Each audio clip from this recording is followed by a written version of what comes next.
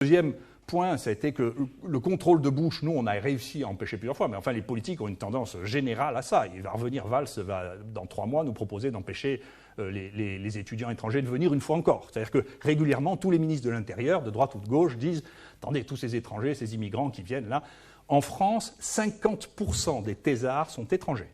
50%. Si on enlève les étrangers, il n'y a plus de sciences françaises. Donc si vous faites comme Bush, ce qu'a fait Bush, c'est-à-dire vous commencez à emmerder les gens qui viennent, ils ont 2 ans pour avoir un visa, la science française va décliner aussi rapidement que la science américaine. Donc ne faites pas d'illusions, la France ne fonctionne, la science française fonctionne avec des émigrés. C'est ça qui, le moteur de la guerre, c'est les émigrés. Et pourquoi ils sont meilleurs? Parce que quand vous êtes en Afrique,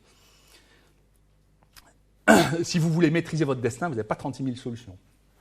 Ou vous êtes prisonnier des politiques, qui là jouent encore des rôles très importants dans votre vie quotidienne. Si vous voulez avoir une carrière internationale, vous faites du sport haut niveau ou de la recherche. Nous, ceux qui viennent chez nous, ils repartent, ils ont 3, 4, 5 publications internationales, ils vont où ils veulent dans le monde. Ils ne sont pas dépendants des crises politiques de leur pays. Donc l'avenir et la gloire, pour eux, c'est encore la recherche. Et donc les tout meilleurs, les plus intelligents, les plus dynamiques, ceux qui travaillent le dimanche chez moi, c'est que des Noirs et des Arabes. Voilà. C'est comme ça. C'est notre mode de sélection, c'est le mode d'évolution de notre société. Les banquiers gagnent plus, sont plus glorieux, sont plus trucs que les scientifiques qui sont des rats de trucs et qui gagnent comme les femmes de ménage. Voilà, c'est comme ça.